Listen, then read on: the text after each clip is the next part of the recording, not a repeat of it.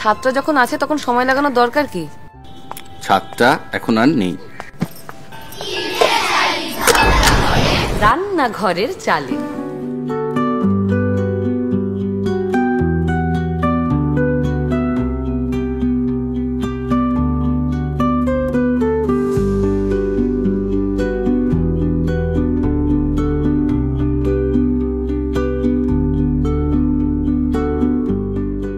গানের একটা market screening এর স্কোপ থাকে, তো সেটাতে এনএফডিসি নিয়ে গিয়েছিল, কানে ওটার মার্কেট স্ক্রিনিং হয়েছিল। আর এই ছবিটা যেটা ওয়ার্ল্ড প্রিমিয়ার হয় হচ্ছে international film festival of south Asia, যেটা টরন্টো, সেটাতে ওয়ার্ল্ড প্রিমিয়ার হয়। তারপরে কলকাতা ফেস্টিভ্যালে তো এটা একটা স্পেশাল জুরি অ্যাওয়ার্ড পায়। এছাড়া অনেক ফেস্টিভ্যালে গেছে, ঢাকায় গেছে, লন্ডনে গেছে, স্টুটগার্ট জার্মানিতে, মেলবোর্নে গেছে, আমাদের ইফি গোয়াতে গত বছর এটা স্পেশাল স্ক্রিনিং হয়েছে। তো অনেক ফেস্টিভ্যালে এটা নিয়ে যাওয়ার সুযোগ হয়েছে।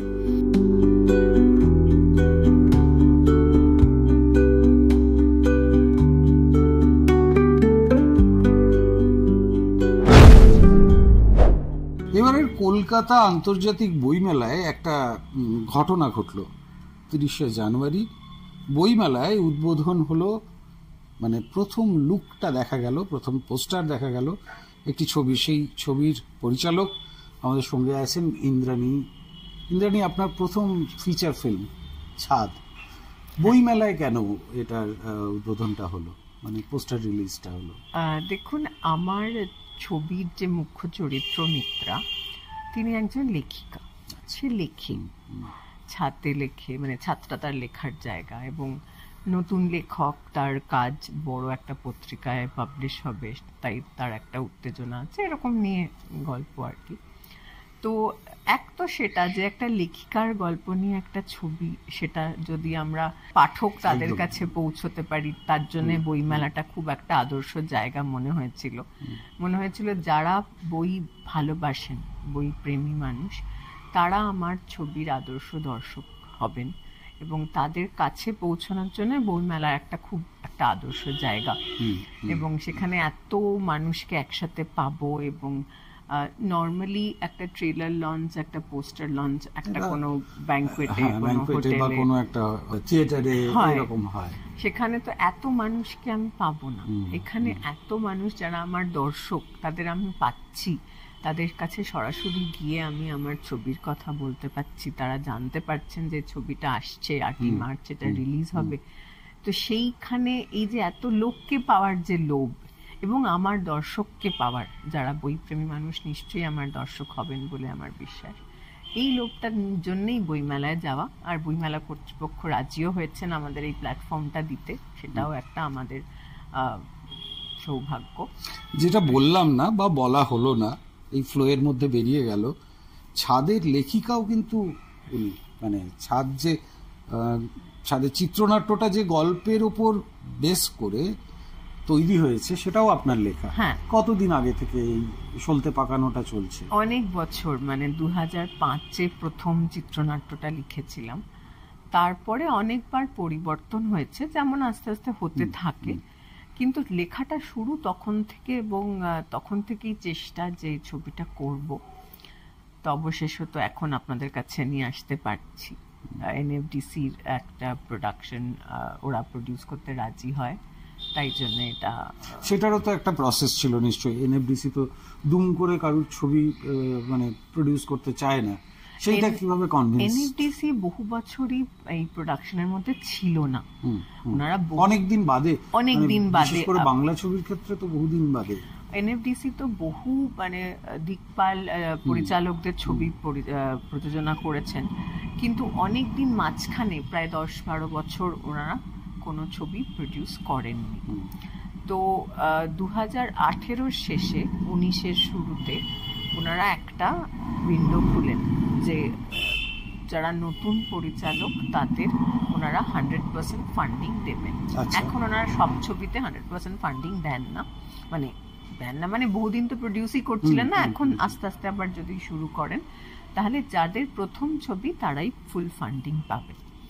তো আমি আমার স্ক্রিপ্টটা নিয়ে যাই, কারণ আমি তো বহুদিন ধরে চেষ্টা করছি এরকম একটা ওপেনিং, আমি তো ভাবতে পারিনি যে হবে। জাস্ট খবরটা পেয়ে আমি ইমিডিয়েটলি, ওদের প্রচুর কাগজপত্র জমা দিতে হয়, স্ক্রিপ্ট, মার্কেটিং স্ট্র্যাটেজি ইত্যাদি অনেক বেশ বড় সড়ো দিস্তা কাগজপত্র জমা দিতে হয়, সেগুলো আমি জমা দিই। তারপরে কয়েক মাস পরে ওনারা আমাকে ডেকে পাঠান, তারপরে এই প্রসেস চলতে থাকে। তারপরে কোভিড এসে যায়, কোভিডের জন্য প্রতিটা সবকিছু একটু দেরি হয়ে যায়।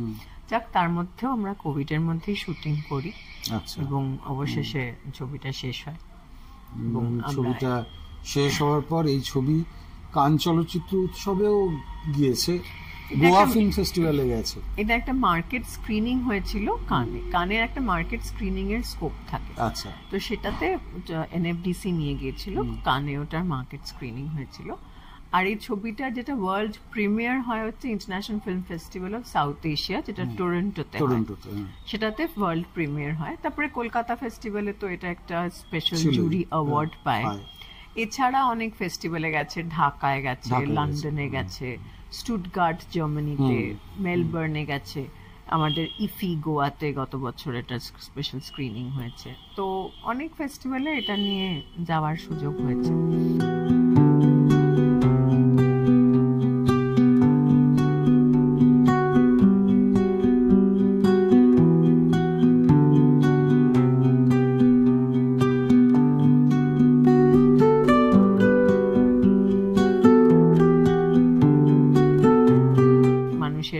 প্রতিক্রিয়া আমি পেয়েছি, সাধারণ মানুষেরও প্রতিক্রিয়া পেয়েছি, মানে বিদেশেও সাধারণ মানুষরা দেখি, কিন্তু আমি বুঝলাম যে যেটা বলতে চাইছি সেটা বোঝাতে পারছি, সেটা মানুষের কাছে যাচ্ছে। সিনেমার বোধহয় একটা ভাষা থাকে এবং বিশ্বজনীন ভাবে মানুষের আবেগগুলো কোথাও গিয়ে এক হয়। ছবিটার মানে বিষয়বস্তুটা কি? বিষয়বস্তুটা হচ্ছে যে আমি যেভাবে ভেবে লিখেছিলাম সেটা হচ্ছে যে একটা খোলা জায়গা, একটা নিজস্ব জায়গা থাকলে মানুষ নিজেকে অনেক সময় অনেক সমস্যা থেকেও সামলে নিতে পারে। সেটা আজকাল আর মানুষের নেই। তাতে কি হচ্ছে, তাতেই কিন্তু এই ভেতরকার যে সমস্যাগুলো বাড়ছে। So that free space doesn't exist for most of us. আমরা ছোট ছোট আজকাল অ্যাপার্টমেন্টে থাকি, সেখানে ছাদটা নেই বললেই চলে। হ্যাঁ, ছাদটা তো কমন ছাদ, মানুষের সেভাবে আপন করে নেয় না। বা 35 তলার বাড়িতে যারা থাকেন, কি 12 তলা 14 তলা, তাদের আর কে ছাদে যাবে? ছাদ তো অনেক দূর। তো মানে আমার মনে পড়ছে এই কথাটা বললেন, কবি সুমন তার লেখাতে একবার বলেছিলেন, এবার ছুটিতে ছাদে যাব, মানে এইরকমই ব্যাপার। এবার ছুটিতে ছাদে যাব, মানে ছুটিতে ছাদে যেতে হয়, যেখানে আমরা ছাদেই প্রায় অনেকটা সময় কেটেছে জীবনের, বা বড় হয়েছিও ছাদে। আমরা ছাদের চিলেকোঠা ঘর আছে, আপনি এখনো গেলে দেখতে পাবেন। তো সেই ঘরটাতেই বড় হওয়া, মানে পড়াশোনা, সবকিছু, বন্ধু বান্ধব গেলে, আমাদের তো আলাদা করে নিজের ঘর ছিল না। এখন লোকের যেমন এক একজন এক একটা ঘর হয়, আমাদের এরকম ঘরের মানে বিলাসিতা ছিল না। দুটোই ঘর, ঠাকুমা থাকতেন এক ঘরে, আরেক ঘরে আমরা থাকতাম। ফলে ওই ছাতের ঘরটাই আমরা দুই বোনের আমাদের ঘর। বন্ধু বান্ধব আসলে ওখানেই, পড়াশোনা হলে ওখানেই। ফলে এবং ছাতে যেইটুকু কুলাতো না ঘরটার মধ্যে, বাকি ছাদটা সেইটা আমাদের পূরণ করে দিত। তো ফলে ওই যে ছাতে বড় হওয়া, সেটা আজকাল তো অনেকেই সেটা বুঝতে পারছেন না। কিন্তু সেই স্পেসটা থাকলে কিন্তু, যে কখনো মন খারাপ, ছাতে গেলে সেই মনটাকে ভালো হয়ে যায়, সেটাকে নিজেকে সামলে নেওয়া যায়। এই জায়গাগুলো যে হারিয়ে যাচ্ছে, সেটা কোথাও যেন আমাকে খুব পীড়া দিচ্ছিল। মানে আমার ছিল, বা আমারও একটা পয়েন্টে ছিল না। তো সেরকম আর কি, যে এখন আমার তো আরো মনে হয়, এবং যত দিন যাবে আমার মনে হবে এই যে ছাতের প্রয়োজনটা মানুষ যেন বেশি বুঝতে পারবে। কারণ এই যে আমাদের অ্যাপার্টমেন্ট কালচার হয়ে যাওয়াতে ছাদটা আমাদের জীবন থেকে, মানে আগে তো উঠোন ছিল মানুষের, উঠোনটা তো হারিয়েই গেছে, বহু বছর হলো, আর ছাদটাও চলে যাচ্ছে। ফলে সেটা কিন্তু একটা খুব ক্লস্ট্রোফোবিক একটা জায়গায় আমরা চলে যাচ্ছি।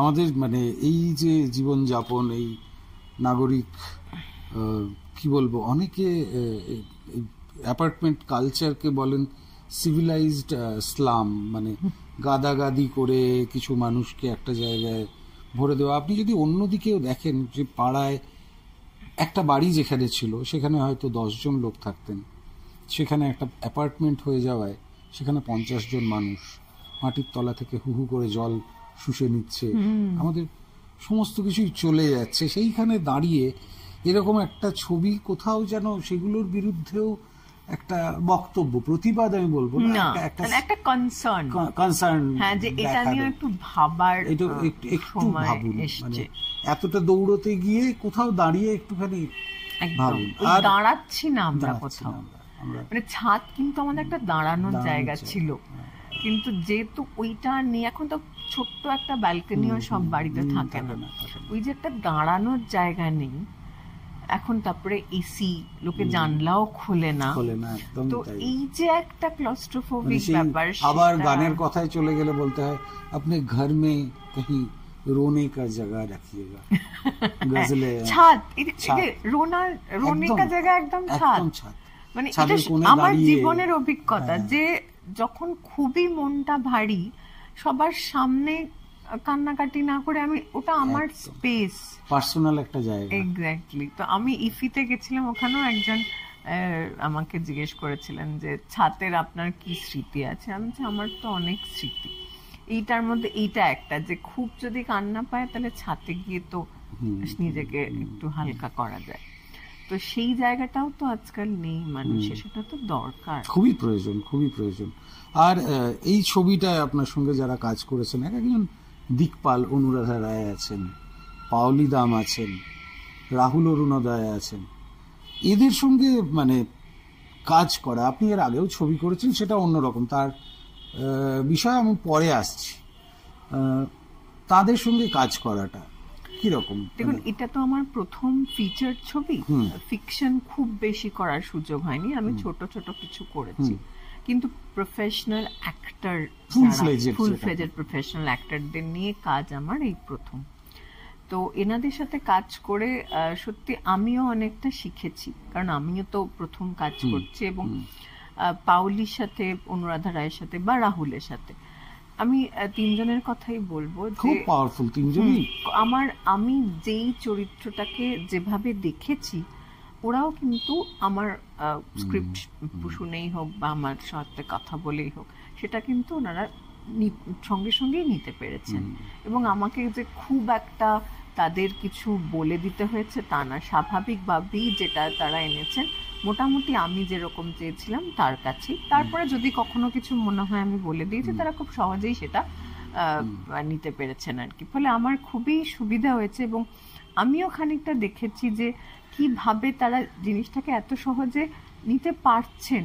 আমি এত বছর ধরে এটার সাথে ছিলাম, তাদের আমি স্ক্রিপ্টটা শুনিয়েছি বা তাদের সাথে খানিকটা কথা বলেছি, তারা কিন্তু আমার সেই জায়গাটায় পুরোপুরি টোটালি কনভেড হয়েছে, এবং তারা কিন্তু সেটা সেইভাবেই ডেলিভার করেছে। This is, I think this is what we call professionalism, যে ওনাদের এই অভ্যেসটা হয়ে গেছে যে কিভাবে ডিরেক্টর দেখতে চাইছেন সেটা কিন্তু তারা অবজার্ভ করে, সেটা কিন্তু তারা মানে বুঝে নিতে পারছেন খুব সহজেই। তাতে আমার খুব সুবিধা হয়েছে।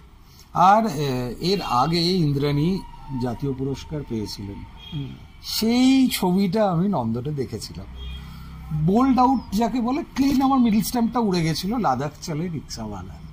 রিসেন্টলি বোধহয় সেই ছবিটা আবার এই চিলড্রেন্স ফিল্ম ফেস্টিভ্যালে দেখানো হয়েছিল, এই তো মাস 10-12 আগে। সেই ছবিটার সম্বন্ধে ওয়ান্ডার ওয়ার্ল্ড বাংলায় আমরা প্রথমবার ইন্দ্রাণীকে পেয়েছি, তাই মানে বহু চর্চিত একটা ছবি। আমি আরেকবার সত্যেন বাবুর সেই ঘটনাটা মানে জানতে চাই। না, এটা একটা মানে কি বলবো, এটা একটা ঘটনাই বটে। আমি এখান থেকে একদিন রিক্সায় উঠবো, আমাদের এই রাস্তার মোড়েই রিক্সা স্ট্যান্ড, তো রিক্সা স্ট্যান্ডে রিক্সার মধ্যে রিক্সাওয়ালা বসে আছে, আমি বলছি কি যাবে, দেখি উত্তর দেয় না। আবার কিছুক্ষণ পরে জিজ্ঞেস করলাম কি যাবেন, ও দিদি আপনি দাঁড়িয়ে আছেন, হ্যাঁ হ্যাঁ যাবো যাবো, চলুন চলুন বলে আমি রিক্সায় উঠলাম, ও চালাতে চালাতে যাচ্ছে। এবার যেতে যেতে বলে, জানেন তো দিদি, আমি তো রিক্সা নিয়ে না লাদাখ যাবো, তো আমি মনে মনে লাদাখ পৌঁছে গেছি। যে লাদাখ যাবে কি, জানো কত দূর কিভাবে যাবে? ও আমি তো আগে গেছি, আমি তো শ্রীনগর অব্দি আগে রিক্সা নিয়ে গেছি। তখন বাচ্চাটা ছোট ছিল, বউ আর বাচ্চাকে নিয়ে গেছে, 2.5 বছরের মেয়েকে নিয়ে। বাচ্চাটা ছোট ছিল তো আর্মি যেতে দিল না, বললো তোমার শীত বস্ত্র ঠিকঠাক নেই, তুমি এখন ফেরত চলে যাও, এইবার আমি একা যাবো রিক্সা নিয়ে। এইসব বলছে, আমি পাগল, এর সাথে আর কথা বলে লাভ নেই, আমি আর কথা বাড়াইনি। তারপরে আমি যখন নামছি তখন ও রিক্সার ওই বাক্স থেকে, সিটের তলা থেকে আমাকে আর 2টো অ্যালবাম বার করে দেখাচ্ছে। সত্যিকারেরই সে ওইসব জায়গায় গেছে, সে শ্রীনগর গেছে, ওয়াঘা বর্ডারে গেছে, অমৃতসর গেছে, এই সব ছবি আমাকে ওই বাচ্চা আর বউ নিয়ে গেছে, সেসব ছবি রিক্সা দাঁড় করানো এরকম ছবি আমাকে দেখাচ্ছে। ছবিটা আছে, দেখিয়েছি ওইসব স্টিলগুলো আমি। তখন আমি ভাবছি, আরে এ তো সত্যিকারের পাগল, তো সত্যিকারের যাবে, তার মানে এরকম করেছে আগেও।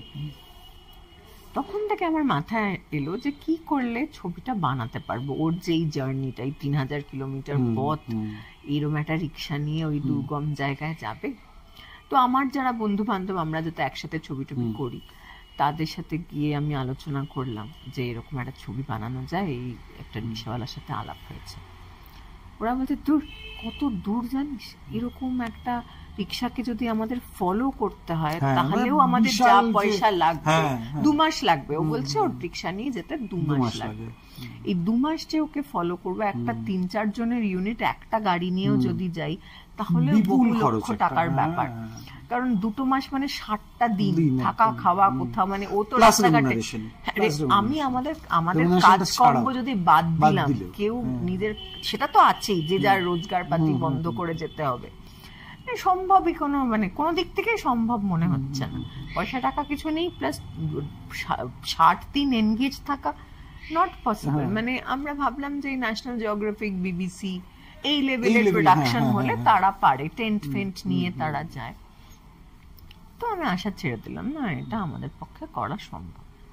আবার কদিন পরে ওর সাথে দেখা রাস্তায়, আবার মনে হচ্ছে এখনো তো যাইনি, তাহলে কি ছবিটা বানাতে পারবো না?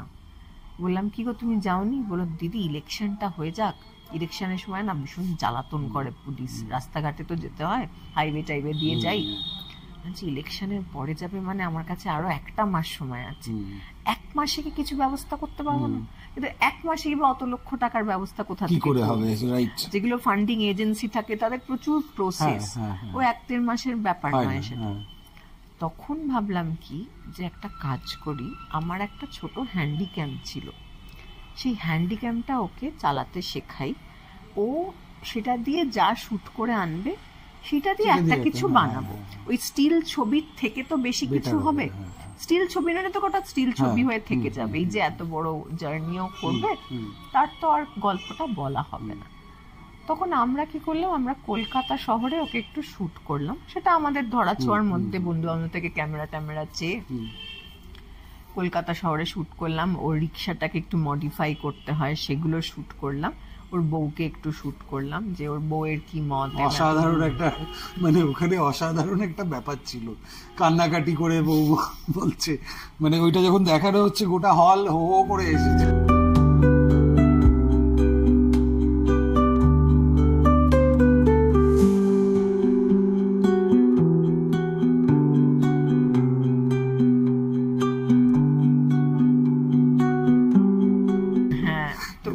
সব শুট টুট করার পরে আমি ওকে ক্যামেরাটা দিয়ে বললাম, তুমি কলকাতায় একটু শুট করে আমাকে দেখাও যে শুটিংটা তুমি ঠিক মতো। আমি ওকে শিখালাম কিভাবে করতে হয়, এমনি খুব ইন্টেলিজেন্ট লোক তো, মানে শিখে গেছে। তারপরে কলকাতায় যে শুট করে আমাকে দেখালো, তাতে বুঝলাম যে ওর হাতটা স্টেডি, ওর শুট করা মেটেরিয়াল আমি রাখতে পারবো। তারপরে আমরা ওর সঙ্গে সঙ্গে বর্ধমান অব্দি গেলাম একটা গাড়ি বুক করে, বর্ধমানে ওকে ছেড়ে দিলাম যে আর আমাদের যাওয়া সম্ভব না, আমার ইয়ে নিয়ে তুমি চলে যাও। তারপরে ও এবার নিজে শুট করতে করতে যাবে, আমরা বলে দিলাম কি কিভাবে শুট করবে, কখনো কখনো নিজেকে একটু ক্যামেরার সামনে বসিয়ে ক্যামেরার সাথে একটু কথা বলবে, কখনো কারো হাতে দিয়ে দেবে ক্যামেরাটা, যাকে একটু বিশ্বাস করতে পারো যে তোমাকে একটু শুট করতে পারে, কারণ তাহলে তোমাকেও একটু পাবো। এইসব অনেক কিছু বুঝিয়ে টুঝিয়ে ওকে দিয়ে পাঠালাম। কিন্তু দিন 5-7 পরে ফোন করে বলছে যে দিদি ক্যামেরাটা না চলছে না। তখন ঝাড়খণ্ডে, এখন মোবাইল একটা দেওয়া আছে, এখন তো সুবিধা আছে সেটা। ক্যামেরাটা চলছে না, ছেড়েছে। তাহলে তো আর ছবি হবে না আমাদের, ক্যামেরাটাই যদি না চলে। তাহলে আশপাশে কাউকে একটু দেখা, হয়তো সেটিং ফিটিং কিছু ঘেটে দিয়েছে, কিছুতেই কিছু করতে পারছে না। তারপরে আমরা বললাম ঠিক আছে, তুমি একটা কাজ করো, তুমি এগিয়ে তুমি বেনারসে পৌঁছো, আমরা এখান থেকে ট্রেন নিয়ে বেনারসে যাচ্ছি, ওখানে ক্যামেরাটা ঠিক করে দেবো তোমাকে। তো আমরা তো ট্রেনে বেনারস চলে গেলাম, এক রাত্রির আমার জার্নি। ওকে আমরা হিসাব করে দেখলাম দিনে 50 কিলোমিটার গেলে অমুক তারিখে গিয়ে বেনারস পৌঁছাবে, আমরা সেই হিসেব করে বেনারস পৌঁছে গেলাম। আমরা তো পৌঁছে গেলাম, ও তো আর পৌঁছাতে পারে না। জুন মাস, উত্তরপ্রদেশে ভীষণ গরম, ও অত চালাতে পারছে না। ফলে আমরা গিয়ে বসে আছি, 1 দিন 2 দিন 3 দিন ও আর পৌঁছায় না। তারপরে কি করলাম, আমরা একটা গাড়ি নিয়ে পিছন দিকে গেলাম। পিছন দিকে গিয়ে ওকে 70-80 কিলোমিটারের পেছনে গিয়ে আমরা ওকে পেলাম, নিয়ে ক্যামেরাটা নিলাম। ক্যামেরাটা সত্যিকারেরই একটু গন্ডগোল করছিল, কিন্তু বেনারসে ওটা সারাতে পারলাম না। আমরা কলকাতায় নিয়ে আসলাম, চাঁদনিতে 20 মিনিটে সারিয়ে দিল। আমার তো চাঁদনি জানেন, কিন্তু চাঁদনিতে তো সারালাম, এদিকে ও তো উত্তরপ্রদেশ ছাড়িয়ে চলে যাচ্ছে, তাহলে ওকে এবার কি করে দেব? তো আমাদেরই মধ্যে একজন শীর্ষেন্দু বলে সবাই মিলে যেতে হবে না, আমি গিয়ে ওকে হরিদ্বারে গিয়ে ক্যামেরাটা দিয়ে আসি। হরিদ্বারও একটা বেশ সুন্দর জায়গা, ওখানে একটু শুট টুট করবো, ওকে ক্যামেরাটা দিয়ে আসবে, বাকিটাও এবার শুট করতে করতে যাবে। তো ও তো সে রিজার্ভেশন ছাড়া কোনো মতে একটা, হরিদ্বারটা তো আরো দূর, যাই হোক সে গিয়ে পৌঁছালো আর ক্যামেরাটা ওকে দিল। তারপরেও শুট করতে করতে যাচ্ছে, কিন্তু আমরা ভাবছি যে ক্যামেরা দিয়ে ও তো শুট করছে, কিন্তু এই যে ধরুন এত বড় একটা মানে পাহাড়ের মধ্যে একটা ছোট্ট রিক্সা এরকম ভাবে যাচ্ছে যেখানে কোনোদিনও রিক্সা চলে না, সেই ভিজুয়ালটা আমরা কি করে পাবো? সেটা কে শুট করে দেবে? সেটা তো ওর পক্ষে সম্ভব না, আর ওই ছোট ক্যামেরা দিয়েও সম্ভব না। ফলে আমরা আবার টাকা পয়সা জোগাড় করে যে ফাইনাল লাদাখটুকু আমরা যদি শুট করতে পারি, তো আমরা 3 জন টাকা পয়সা জোগাড় করে দিল্লি গেলাম। দিল্লি থেকে একটা বাসে করে শ্রীনগর গেলাম। শ্রীনগর থেকে আমরা আর দিল্লি থেকে ওর সঙ্গে আর যোগাযোগ করতে পারছি না, ওর আর ফোনের জ্যাম হয়ে গেছে। ওইসব জায়গায় তো খুব ফ্রিকোয়েন্সি জ্যাম করা থাকে, ওখানে ফোনের টাওয়ার পাওয়া যায় না, তাহলে ওর সঙ্গে যোগাযোগ করবো কি করে? তো আমরা শ্রীনগর থেকে যে গাড়িটা নিলাম, তাকে রাস্তায় সবাইকে জিজ্ঞেস করতে করতে গেলাম যে একটা রিক্সাওয়ালাকে দেখেছো? কারণ রিক্সাওয়ালা একটাই থাকবে, ওখানে রিক্সা তো চড়ে না। এবং লোকজন বলছে হ্যাঁ দেখেছি, তো 15 দিন আগে দেখেছি, 5 দিন আগে দেখেছি, 3 দিন আগে দেখেছি। একজন মহিলা বলছে এই তো 3 ঘন্টা আগে দেখেছি। 3 ঘন্টা আগে যে দেখে, তার মানে আশপাশে কোথাও আছে। তারপরে আলটিমেটলি ওকে পেলাম। এই পোরশনটা বোধহয় ছিল। হ্যাঁ, এবং এই যা আপনাকে গল্প বলছি সে সবই আমার ছবির গল্প, কারণ আমার ছবি তো আমি বিবিসির মতো শুট করতে পারিনি। ফলে আমার গল্পটাই এই যে আমাদের পয়সা নেই, আমরা এইভাবে শুট করছি। লাইফটা অনেক বেশি আছে, মানে হ্যাঁ, কেউ আমাদের বলেছে ভাগ্যিস আপনাদের পয়সা ছিল না। একজন আমাকে এটাও দেখিয়ে বলেছে ছবিটা, যে ভাগ্যিস আপনাদের পয়সা ছিল না, থাকলে তো আপনারা বিবিসি ছবি বানাতেন। তো ফলে এটা তো অনেক ভালো হয়েছে। দেখ, সেটা তো মানে we had no other option, মানে এটাই আমাদের বানাতে হতো, কারণ আমাদের কাছে যা আমাদের রিসোর্স আছে তাই দিয়ে আমরা এটাই বানাতে পেরেছি। দেখ, final leg of the journey আমরা শুট করতে পেরেছিলাম, এবং তারপরে তো ছবিটা ন্যাশনাল অ্যাওয়ার্ড পাই। মানে আমাদের উদ্দেশ্য ছিল প্রথম যাতে এই পাগল লোকটার গল্পটা একটু মানুষকে শোনাতে পারি, স্টিল ছবির থেকে বেশি যদি কিছু করতে পারি। তার থেকে এবার যেটা হয়েছে, রিলিজও হয়েছিল ওটা নন্দনে, বহু মানুষ দেখেছেন, দেখে মানে অদ্ভুত অদ্ভুত রিয়াকশনও পেয়েছি। মানে একজন ক্যান্সার পেশেন্ট এসে আমাকে বলেছেন না, আমার জীবনের স্ট্রাগলটা না আমি কোথাও দেখতে পেলাম। একজন হাইকোর্টের লয়ার এসে হাউ হাউ করে কেঁদে বলছে এর থেকে ভালো ছবি এবছরে কিছু দেখিনি। মানে মানে যেরকম যেরকম রিয়াকশন আমি হয়তো কল্পনাও করিনি।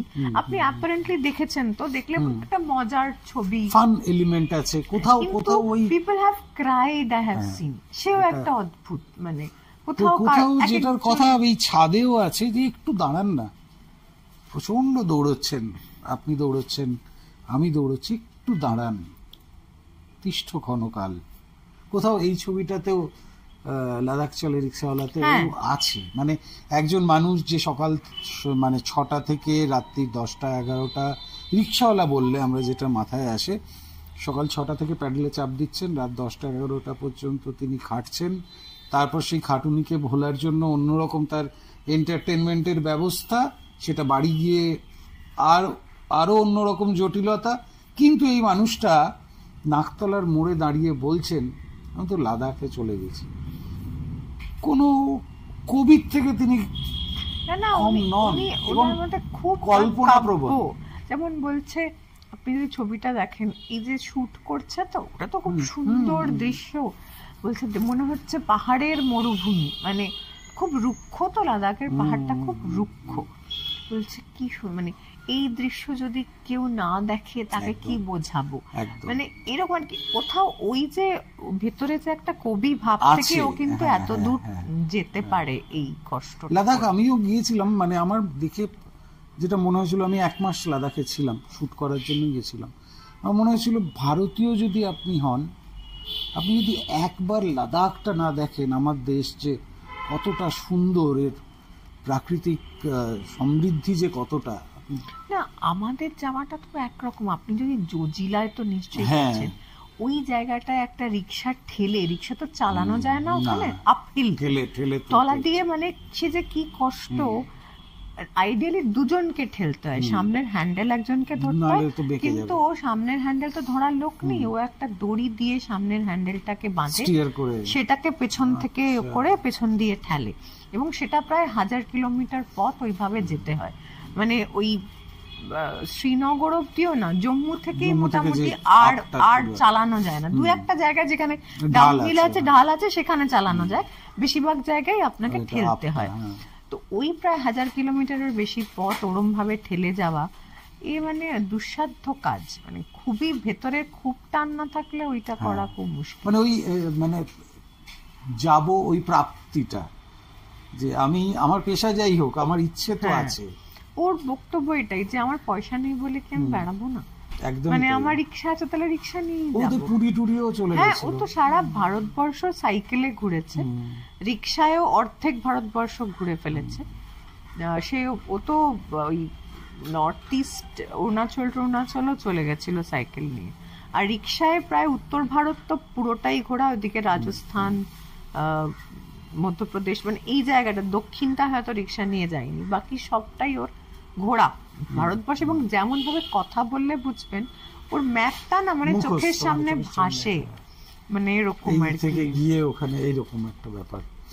আর আমাদের এই আড্ডাটা প্রায় শেষের দিকে চলে এসছে। যে প্রশ্নটা না করলেই নয়, প্রথম পরিচালনা করেছেন, এখন কলকাতায় Bangla film industry, television industry, OTT যে একটা অচল অবস্থা চলছে, এইটা নিয়ে আপনাকে যদি আমি প্রশ্ন করি, আপনি কি বলবেন? মানে এই অচল অবস্থাটা, আসলে আমার যেহেতু ইন্ডাস্ট্রিতে কাজ করার অভিজ্ঞতা খুব কম, আমি এই ছবিটাই শুধু করেছি, এছাড়া বাকি সব আমি ইন্ডাস্ট্রির বাইরে থেকে কাজ করেছি, ডকুমেন্টারিজ, শর্টও খুব বেশি করিনি।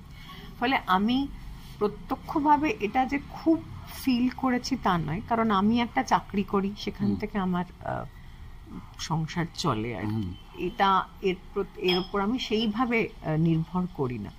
কিন্তু বহু মানুষ আছেন যারা এই পেশার উপরে নির্ভর করে যাদের সংসার চলে, ফলে এদের কাজটা বন্ধ হয়ে যাওয়াটা কিন্তু খুবই মারাত্মক। মানুষের শুধু রোজগারের জন্য নয়, পুরো ইন্ডাস্ট্রির একটা সুনামের জন্যও বটে।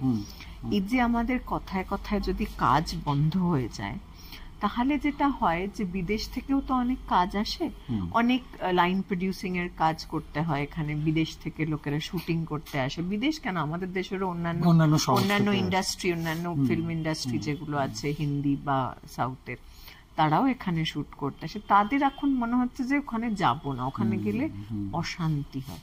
এই যে বদনামটা আমাদের হচ্ছে, সেটা তো মানে ইন্ডাস্ট্রির জন্য ভালো না। ওরা আসলে তো আমাদের ইন্ডাস্ট্রির লোকজনই কাজ পাবে, এক। দুই হচ্ছে শুধু ফিল্ম ইন্ডাস্ট্রি না, দেশের ইকোনমিও তো একটা বাড়ে। একটা পুরো ইউনিট যদি বাইরে থেকে আসে, বিদেশ থেকে আসে, এখানে 2-3 মাস থাকে, কত ইন্ডাস্ট্রি তার সাথে রিলেটেড থাকে, হোটেল ইন্ডাস্ট্রি, ট্রান্সপোর্ট ইন্ডাস্ট্রি ইত্যাদি ইত্যাদি।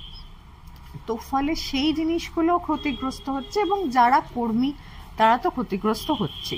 ফলে মানুষের ভালো করার জন্যই যে সংস্থাগুলো তৈরি হয়েছে, ট্রেড ইউনিয়ন সংস্থা, তাদের কারণে যদি মানুষেরই ক্ষতি হয়, সেটা নিয়ে বোধহয় এখন একটু ভাবনা চিন্তা করার প্রয়োজন, যে কি করলে যে মানুষের সত্যি ভালো হবে এবং কাজেরও ক্ষতি হবে না এবং আমাদের সুনামটাও বজায় থাকবে, এটা নিয়ে এখন সিরিয়াসলি নতুন করে, আগে কোনো কিছু কিছু নিয়ম হয়তো ছিল যেগুলো আজকে হয়তো আবার একবার ফিরে দেখার প্রয়োজন, সময়ের সঙ্গে সঙ্গে পাল্টাতে তো হয়। হ্যাঁ, সেই জন্য মনে হচ্ছে যে এবার একটা আন্তরিক ভাবে সবার এগিয়ে এসে এইটাকে নিয়ে নতুন করে, যদি নতুন নিয়মের প্রয়োজন হয় তাহলে নতুন নিয়মের সৃষ্টি করা দরকার এবং দেখা দরকার যে কোনটা এখন আর আজকের দিনে অচল হয়ে যাচ্ছে, ফলে এই সমস্যাগুলো তৈরি হচ্ছে। এগুলো কিন্তু সত্যিকারের এখন ভাববার সময় এসছে। আমি যদিও ইন্ডাস্ট্রির ভেতরে থেকে কাজ করি না, কিন্তু আমার যোগ আছে, বন্ধু বান্ধবরা আছেন, তো ফলে আমার মনে হয় যে এইটা না হলে কিন্তু ইন্ডাস্ট্রি সত্যি খুব ক্ষতি হয়ে যায়। আর একদম শেষে আপনাকে অনেক ধন্যবাদ, অনেক কৃতজ্ঞতা, আমাদের সঙ্গে এতটা সময় ভাগ করে নিলেন। খুব শিগগিরই ছাদ আসছে, মানে অন্য সব জায়গায় তো ছাদ দেখেছে, আমাদের এখানে ফেস্টিভ্যালে দেখানো হয়েছিল, কলকাতা ফিল্ম ফেস্টিভ্যালে, কিন্তু এই 8ই মার্চ আন্তর্জাতিক নারী দিবসে আমরা ছাদটা রিলিজ করছি। আশা করছি মানুষ আসবেন আমাদের ছবি দেখতে, আর আমরা মানুষের আশীর্বাদ পাবো। অনেক ধন্যবাদ। নমস্কার।